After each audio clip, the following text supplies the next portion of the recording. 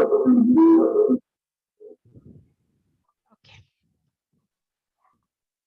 सो आज हम प्रभुपाद लीलामृत अध्ययन करेंगे 8 to 8:30। कोशिश करेंगे जितने हो सकते उतना चैप्टर हम कवर करेंगे आज। सो we'll start the session.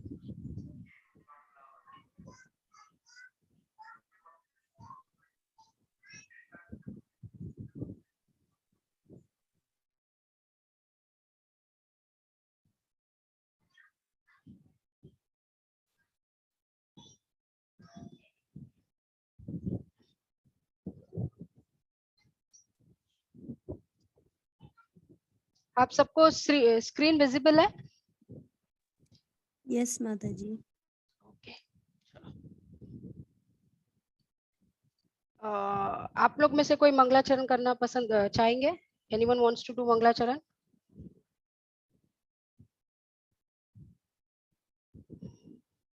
Okay, चलो मैं ही कर लेती हूँ।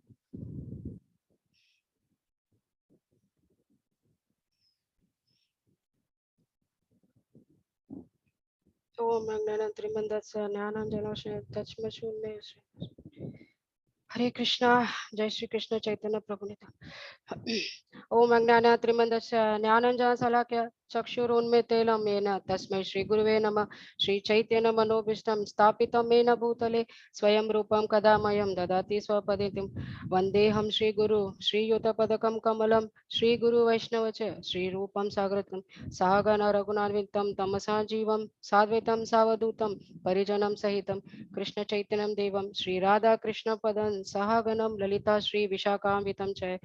नमो विष्णुपादाय कृष्ण प्रेषते भूतले श्रीमती भक्ति वेदांत स्वामिने इति नामिने।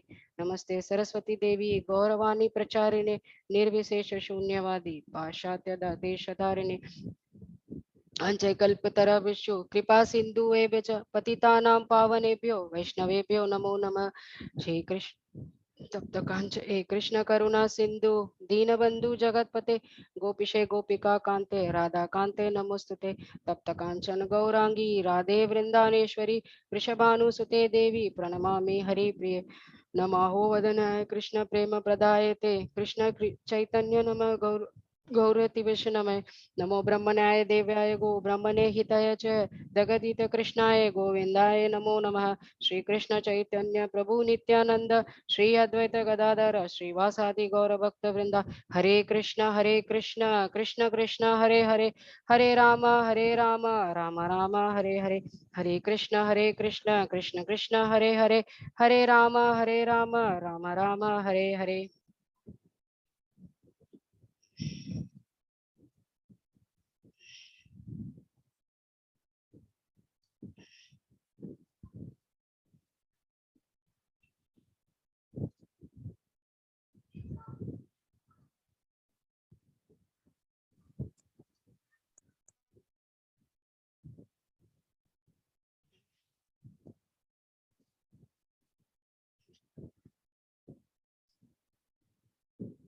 कौन पढ़ना चाहेगा?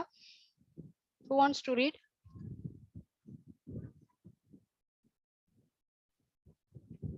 आरती बच्चन माता। हरे कृष्णा माता जी।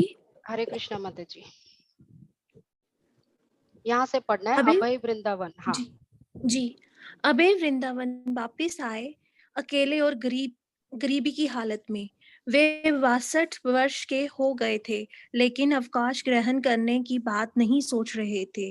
उनकी चित्तवृत्ति पहले से भी अधिक विवेचनशील और वैराग्यमय हो रही थी, क्योंकि उन्हें कुछ ही लोग जानते थे और वे लिखने में लगे रहना चाहते थे। इसलिए उन्होंने अपने को सबसे अलग रखा। वृंदावन के अधिवासी के रूप में वहाँ के गंभीर शांत वातावरण में उन्हें आनंद आया। वे एकांत में बैठकर अपनी खिड़की के बाहर शांतिपूर्ण रंग से प्रवाहित होती यमुना का दृश्य देखा करते। केशी घाट का पड़ोस शांत था। यद्यपि सूर्योदय के पूर्व कुछ भक्तों के नहाने और मंत्रोच्चारण करने की आवाज सुनाई देती। पूर्णिमा की रात में यमुना एक शीतल देदीप्यमान रतन की भांति प्रतीत होती थी और सवेरे सूर्य एक लाल धब्बे की भांति अपारदर्शी दीवार के उस ओर जलती अग्नि की तरह प्रकट होता। तब जैसे उसमें विस्फोट होता और सारा आकाश साफ हो जाता। जब तक दोपहर में सूर्य प्रचंड रूप से ददकने ना लगता, जब कमरा छाया में होता और अबे अपनी खिड़की से ऊंचे आकाश में उसके झिलमिलाते रूप को देखा करते। नीचे यमुना के शांत रूप हले जल विस्तार में उसका प्रतिबिंब चमचमाता रहता। अपने कमरे से बाहर गए बिना ही अपने दरवाजे पर खड़े होकर अभय मैत्रीपूर्ण वृंदावन में मीलों तक मंदिरों में के जमघट देख सकते थे। मंदिरों से निकलती हुई यथा समय कीर्तन और गण गण घड़ियालों की ध्वनियों और घरों तथा सड़कों से उठती भगवान कृष्ण के प्रति गाए जाते हुए स्वतः स्फूर्त वचनों की गूंज से वातावरण भक्तिमय बना रहता था। अपने बरामदे में अभय बिना किसी विघ्न बाधा के जप कर सकते थे। वे सादा लगभग निश्चित कम से कम भौतिक आवश्यकताओं वाला जीवन यापन कर रहे थे। रात में वे थोड़ा विश्राम करते, दोपहर में अल्प प्रसाद ग्रहण करते और बहुत सादे पहनावे से काम चलाते थे।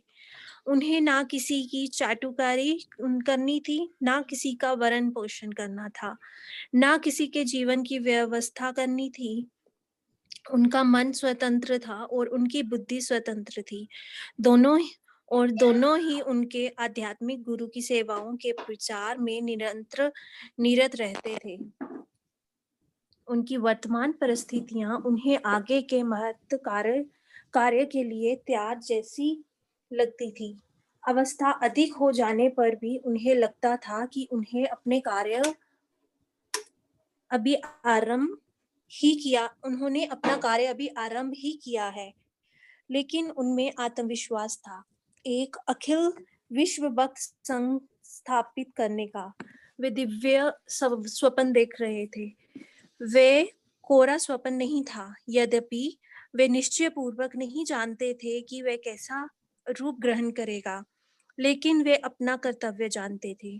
फिलहाल वे अपने लेखों और पुस्तकों के माध्यम से अपने दिव्य स्वप्न की, जो उनके आध्यात्मिक पूर्व गुरुओं का भी स्वप्न रहा था, व्याख्या करने में लगे थे।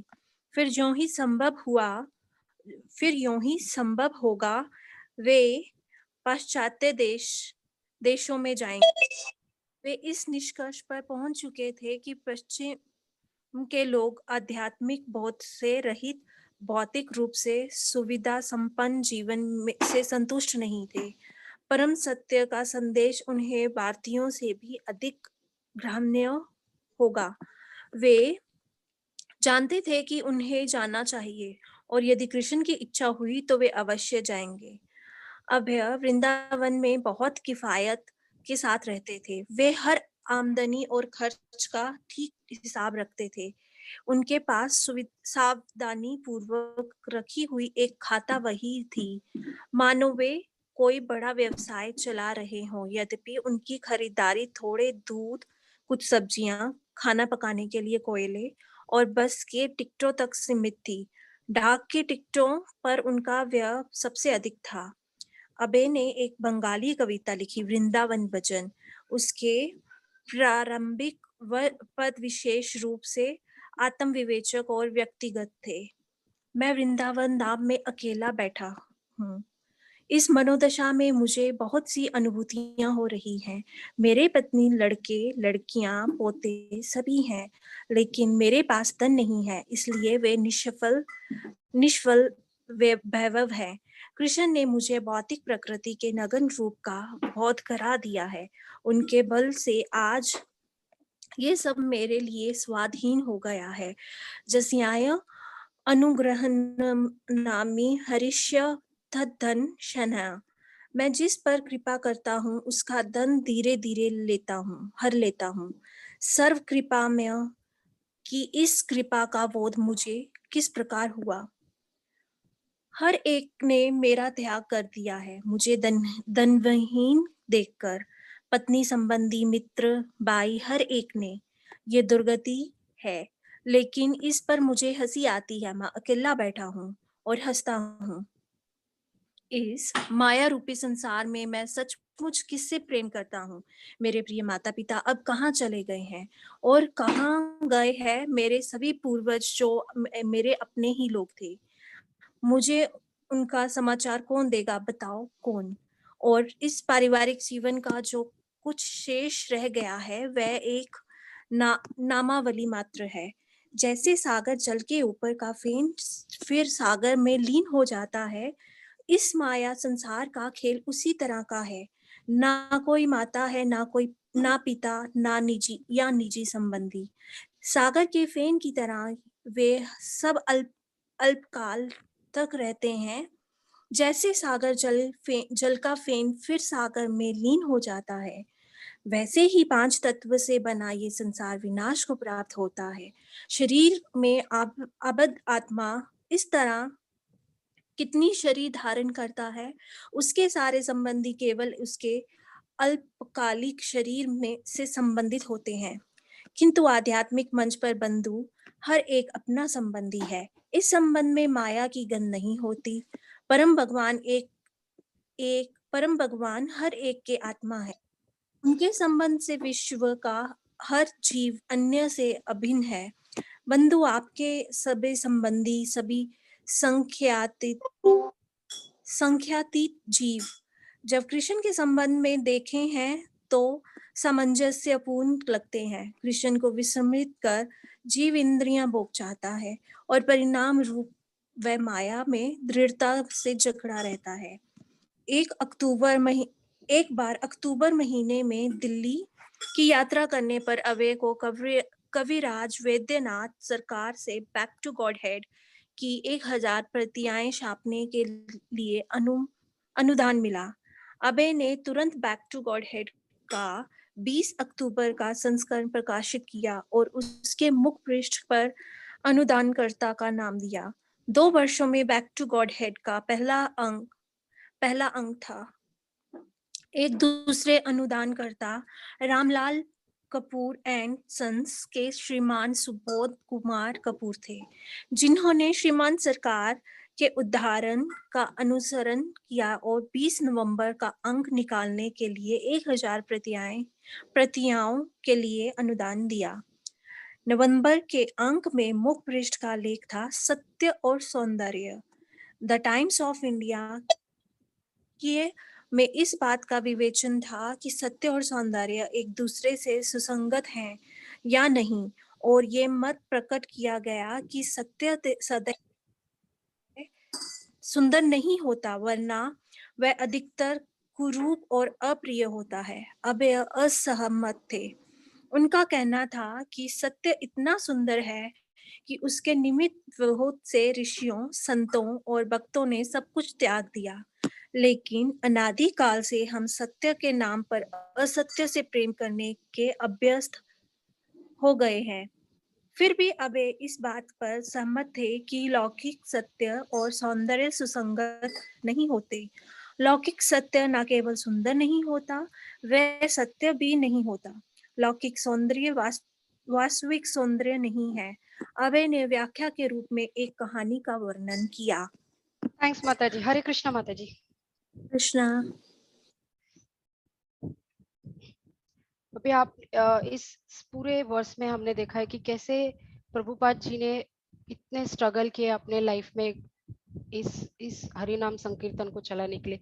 उसी तरह मतलब उनको back to Godhead magazine का भी अच्छा अपॉर्चुनिटी मिल गया था। हम जब डेडिकेशन से कुछ करते हैं तो जरूर कुछ ना कुछ अच्छा होगा।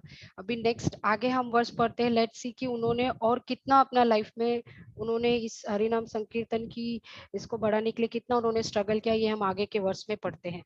कौन पढ़ना चाहता है नेक्स्ट?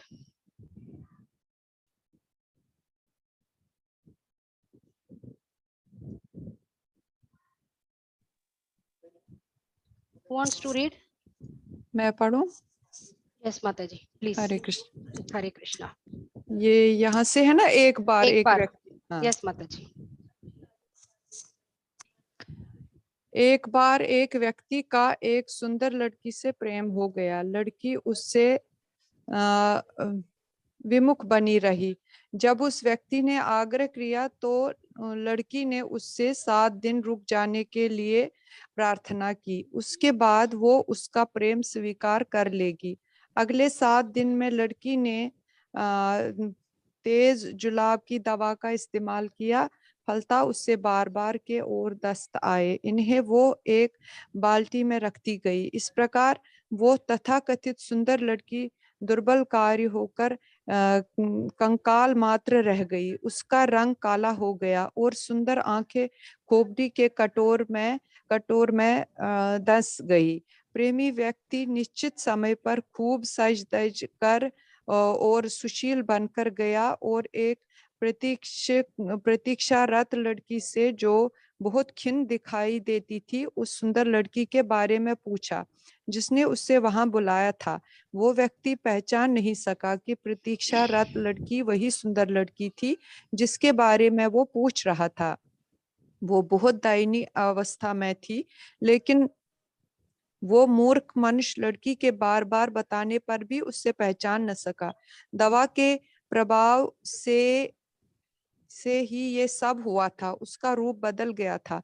अंत में लड़की ने बलवान पुरुष को अपनी सुंदरता की कहानी बताई और कहा कि उसने अपनी सुंदरता के तत्वों को अलग करके उन्हें बाल्टियों में एकत्र कर दिया है। उसने ये भी कहा कि वो पुरुष बाल्टियों में एकत्र सुंदरता के रसों का आनंद ले सकता है। लौकिक प्रेमी पागल पुरुष सुंदरता के रसों को देखने की सहमत हो गया और इस प्रकार वहां पहुंचाया गया जहां पतले दस्त और कै के ढेर जमा था, जिससे असहनीय दुर्गंध निकल रही थी। इस तरह सुंदरता के रस की पूरी कहानी उसके लिए उद्घाटित कहाँ गया हो गई। हाँ, उद्घाटित हो गई। अभय ने बल देते हुए लिखा कि जो साहित्य श्री भगवान के परम सत्य और सौंदर्य का वर्णन नहीं करता, वो कै और दस से बढ़कर नहीं है, चाहे वो काव्य और दर्शन के ही रूप में क्यों न प्रस्तुत किया जाए। मानक नैतिकता लेख में अभय ने व्याख्या की कि नैतिकता ऐसे कार्य का मानदंड है जिससे श्री भगवान प्रसन्न हो। धर्मशास्त्रों में ऐसे नैतिक विद्वान है कि अवैध यौन संबंध, पशुवध, मादक द्रव्य सेवन और दूत क्रीड़ा मना करते हैं। अभय ने थोड़ा सा स्क्रॉल कीजिए। अभय ने कहा, अभय ने बल देते हुए लिखा, थोड़ा नीचे। नो नो, अभय हाँ ने कहा, हाँ, हाँ, अभय ने कहा कि सार्वजनिक नेता के रूप में महात्मा गांधी की सफलता इन नैतिक सिद्धांतों के पालन के कारण ही थी। अभय ने विवाह की वैदिक प्रथा की भी प्रशंसा की। यौवन आरंभ होने पर एक स्त्री को पुरुष की इच्छा होती है और यदि उस अवधि के बीच उसका विवाह नहीं कर दिया जाता और उससे युवा लड़कों से मिलने जुलने दिया जाता है, तो या तो उस लड़की का या युवा लड़के का पतन संभावित है। परिवर्तित होती हुई सामाजिक परिस्थितियों में भी अभय का तर्क था कि स्त्री पुरुष को एक दूसरे के साथ अविवाहित संबंध केवल इसलिए नहीं करना चाहिए कि सामाजिक परिस्थितियां बदल रही है, क्योंकि स्त्री के साथ अवैध संबंध सारी अनैतिकता का शुरुआत है। भ्रांत विद्वान लेख में अभय ने डॉक्टर राधाकृष्णन के द्वारा संपादित भगवत गीता के संस्करण की कड़ी आलोचना की, विशेषकर नवम अध्याय के 34वें श्लोक की, जिसमें भगवान कृष्ण कहते हैं कि मनुष्य को उनका सदैव चिंतन करना चाहिए और उनका भक्त होना चाहिए। डॉक्टर राधाकृष्णन की टिप्पणी थी कि ये अवतारी कृष्ण नहीं है जिनके प्रति हमें पूर्णता समर्पित होना है, वरन उसके उसके प्रति जो अजन्मा, अनादि और शाश्वत है और जो कृष्ण के माध्यम से बोलता है। यद्यपि भगवत गीता का स्पष्ट अर्थ यही है कि हमें परम भगवान कृष्ण के प्रति समर्पित होना चाहिए, लेकिन डॉक्टर राधा कृष्णन की तरह निर्विशेषवादी लोग इस स्पष्ट अर्थ को अपने वाग्जाल से अस्पष्ट कर देते हैं।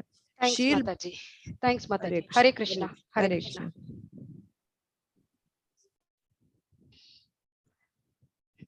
श्रील भक्ति सिद्धांत सरस्वती के तिरोधान दिवस पर अभय को अपने आध्यात्मिक गुरु के वियोग की तीव्र अनुभूति हुई।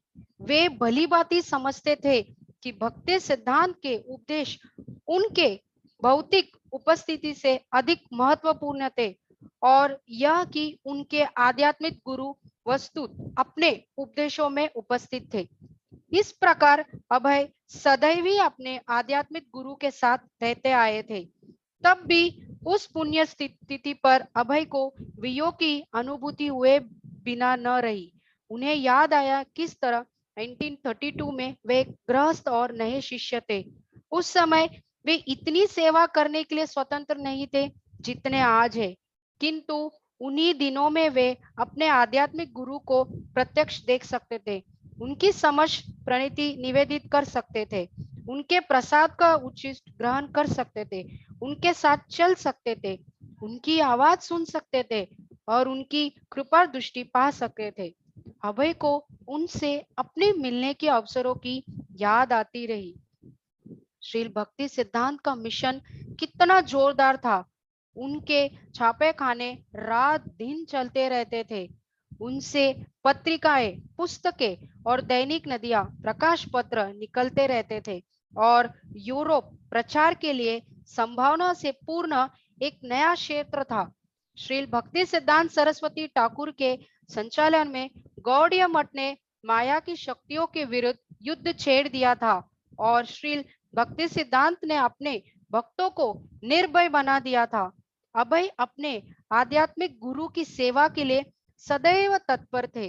वे गौड़ीय मठ के मुख्यालय कलकत्ता में रहकर सेवा करना चाहते थे, लेकिन वे सेवा कैसे करें इसका ठीक पता उन्हें नहीं था, जब तक कि श्री भक्ति सिद्धांत सरस्वती का अंतिम पत्र उन्हें प्राप्त नहीं हो गया। Hare Krishna. Who wants to read next? कौन पढ़ना चाहता है next? Anyone wants to read? Shalu माता जी। हरे कृष्णा माता जी। हरे कृष्णा माता जी। अभय ने अपने आध्यात्मिक गुरु के तिरोधान के बाद के 20 साल से भी अधिक समय पर दृष्टिपात किया। गौड़ीय मठ का उसके नेताओं द्वारा विध्वंस हो गया था और अंधड़ में गिरे पत्तों की भांति सभी लोग बिखर गए थे। जो क्षति हुई थी वह अकथनीय थी और ये कहानी पुरानी पड़ चली थी कि बड़े बड़े सन्यासियों ने किस प्रकार अपने आध्यात्मिक गुरु के आदेशों का उल्लंघन किया, एक दूसरे के विरुद्ध षड्यंत्र रचे, झगड़े किए और मुकदमे लड़े, हिंसापूर्ण दलगत संघर्ष हुए और झूठे लोगों ने विश्व आचार्य होने के दावे किए। और कौन सा दल था जो सही रास्ते पर था? नहीं, दोनों गलत थे, बिल्कुल गलत, क्योंकि गौड़ीय मठ का विघटन हो गया था। अब दर्जनों छोटे छोटे मठ बन गए थे। कोई प्रचार कार्य नहीं रह गया था। पहले जैसा वास्तविक प्रचार कार्य नहीं था। जब सिंह गुरु अभय ने मायावादियों के दिलों में डर पैदा कर दिया था और जोरदार युवा प्रचारकों का दल सारे भारत और विश्व में फैला दिया था। और गौड़ीय मठ के विघटन से सबसे बड़ी हानि सामान्य जनता की, अभक्तों की हुई, जिन्हें माया के प्रहारों से मुक्ति दिलाने का अब कोई मार्ग नहीं रह गया था। श्रील भक्ति सिद्धांत सरस्वती ने एक आध्यात्मिक क्रांति आरंभ की थी, किंतु वह क्रांति अब माया द्वारा विजित हो गई थी। गौड़ीय मठ के अविष्ट खंड आत्मसंतुष्ट संकीर्ण मन निशक्त इकाइयों के रूप में स्थापित हो गए थे और इससे हानि सामान्य जनता की हुई। अभय अपने आध्यात्मिक गुरु की स्मृतियां टटोलते रहे। उन्हें इस बात से सुरक्षा की अनुभूति हुई कि श्रील भक्ति सिद्धांत सरस्वती के साथ उनका संबंध वैसा ही था और अभी तक चल रहा था। तब भी उन्हें लाचारी अनुभव हुई। वे अपने आध्यात्मिक गुरु के अंग्रेजी में प्रचार करने के आदेश का पालन परिश्रम पूर्वक कर रहे थे, लेकिन उनकी प्रत्यक्ष उपस्थिति के बिना वे अपने को बहुत छोटा और अकेला पाते थे। ऐसे मौकों पर उनके मन में अपना परिवार और व्यवसाय छोड़ने की बुद्धिमानी पर शंका होने लगती थी। श्रील भक्ति सिद्धांत की अनुपस्थिति और गौड़ीय मठ के विघटन पर परिताप प्रकट करते हुए उन्होंने बंगाली में विरह अष्टक शीर्षक से एक कविता की रचना की। श्रील प्रभुपाद, आप दुखग्रस्त जीवात्माओं के प्रति सदैव दयालु हैं। आपके विरह की इस बेला पर मुझे केवल निराशा दिख रही है। दया के असीम सागर नित्यानंद ने माया का खंडन करके असीम भगवत प्रेम के सागर का वितरण किया। जाति गोसाई ने स्रोत अवरुद्ध कर दिया, किंतु अपने आगमन से हे स्वामी आपने माया का भंडाफोड़ किया। इस प्रकार एक बार फिर हर एक प्रेम के सागर में निमज्जित हुआ। मुझे जैसा पतित, अकिंचन और पापी भी भगवान चैतन्य के आदेश के बल पर आपने अपने सेवकों को गुरु बनाकर द्वार द्वार पर भेजा। सागर से हिमालय तक प्रचारकारी होने लगा। अब आपकी अनुपस्थिति में सर्वत्र अंधकार हो गया है। हे श्रील प्रभुपाद, आप दुखग्रस्त जीवात्माओं के प्रति सदैव दयालु हैं। आपके विरह की इस बेला में मुझे केवल निराशा दिखाई देती है। जिस तरह अद्वैत प्रभु भगवान गौर को लाए, उसी तरह भक्ति विनोद ने प्रार्थना की। उनका उत्साह आपको लाया। उनके उत्साह के बल पर आप आए और हर एक को ये बोध कराया कि भारत एक पवित्र देश है। जो कोई भारत देश में जन्म लेता है, उसे चाहिए कि पहले अपने जीवन को श्रेष्ठ बनाए और तब दूसरों को उपदेश दे। इस महामंत्र का संदेश आपने सर्वत्र प्रचारित किया। अब आपकी अनुपस्थिति में हे स्वामी सर्वत्र अंधकार है। आपका कृपा सागर फिर अवरुद्ध कर दिया गया है। इस घोर दुख के बाले से मेरा हृदय छिद गया है। भगवान चैतन्य के संदेश के बिना केवल किम कर्तव्य विमूढ़ता का राज है। इससे हर वैष्णव आपके विरह से दग्ध है। प्रतिबद्ध आत्मा एक बार फिर अंधकार में डूब गए हैं। वे शांति खोज रहे हैं, किंतु चिंता के सागर में डूबते जा रहे हैं। हे श्रील प्रभुपाद, आप दुखग्रस्त जीवात्माओं के प्रति सदैव दयालु हैं। आपके विरह की इस बेला में मुझे केवल निराशा दिखाई देती है। अभय की दृष्टि में अंधकार छाया। श्रील भक्ति सिद्धांत सरस्वती के जीवन काल में विकसित प्रचार के सुनहरे युग का अंत हो गया था। अभय ने लिखा कि माया के प्रभाव से अब सर्वत्र अंधकार का राज है।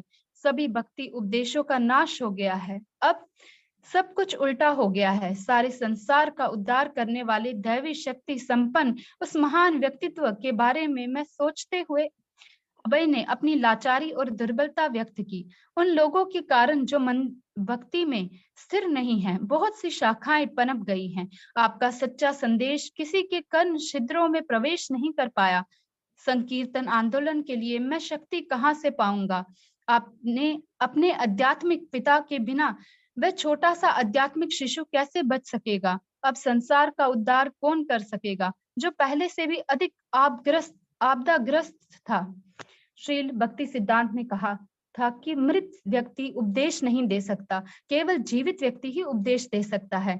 गौड़ीय मठ की विफलता पर अभय और अन्य लोगों को जब तक गहरा दुख रहेगा, तब तक जीवन और आशा रहेगी। यदि हर एक ये अधिकार प्राप्त कर ले और बाहर जाकर शिष्य बनाए, तो संसार के दुख ग्रस्त जीवों का उद्धार हो सकता है। जो कुछ उनके गुरु भाइयों ने किया था, उस पर दुख प्रकट करना व्यर्थ था, लेकिन उसे जानकर उस पर शोक करने में भी अभय को लगा कि जो कुछ हुआ उसकी पीड़ा के होते हुए भी आगे के लिए आशा की किरण दिखाई देती है। अभय ने इस कविता और वृंदावन भजन को केशव महाराज के पास भेज दिया और उन्होंने उन्हें गौड़ीय पत्रिका में प्रकाशित किया।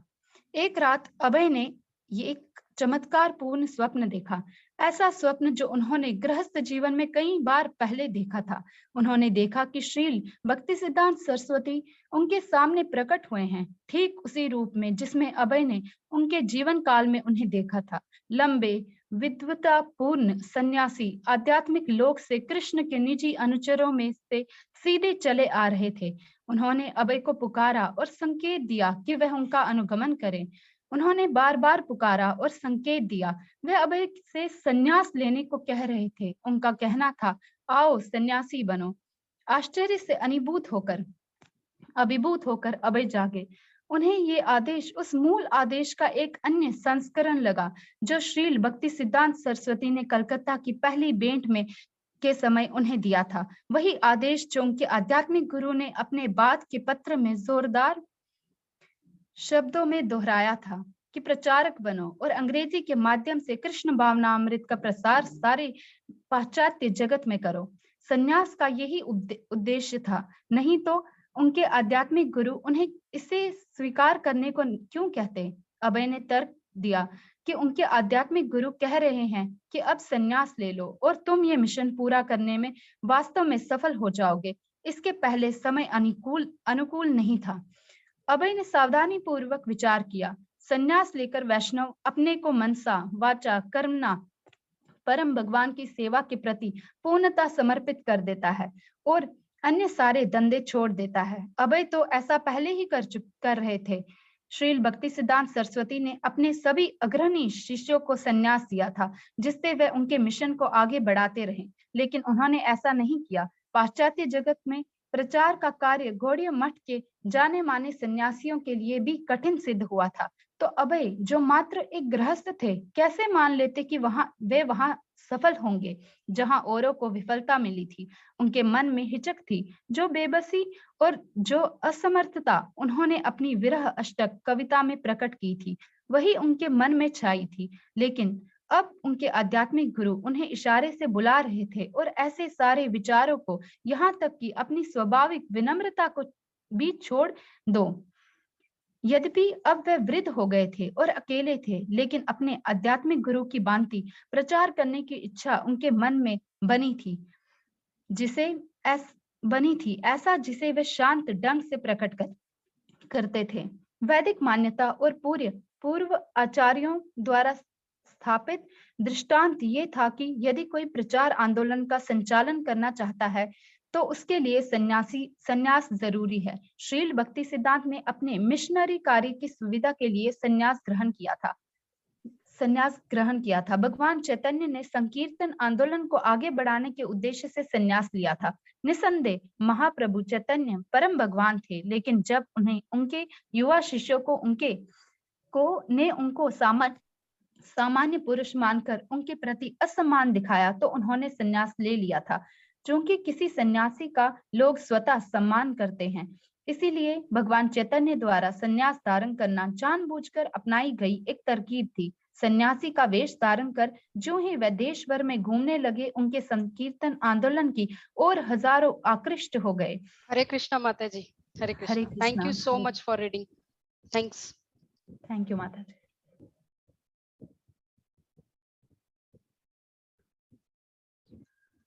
अभी हम ये सेशन आज यहीं पे एंड करते हैं। यहाँ तक पढ़ लिया। वी हैव सीन कि प्रभुपाद जी ने कितना स्ट्रगल किया है। एटलीस्ट हम उनमें से कम एक 10% तो हम लोगों को स्ट्रगल करना चाहिए।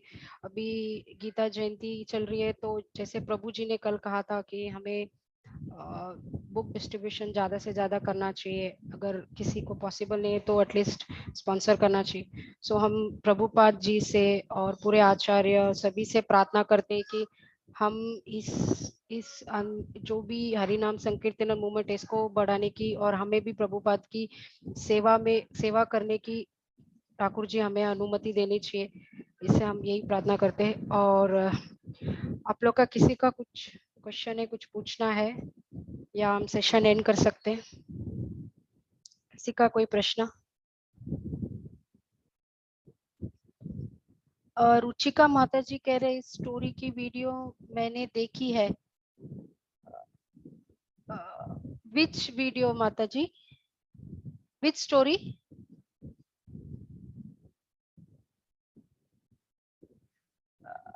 Don't know. माता जी saying some story, don't know. चलो ठीक है, लेट्स स्टॉप द सेशन।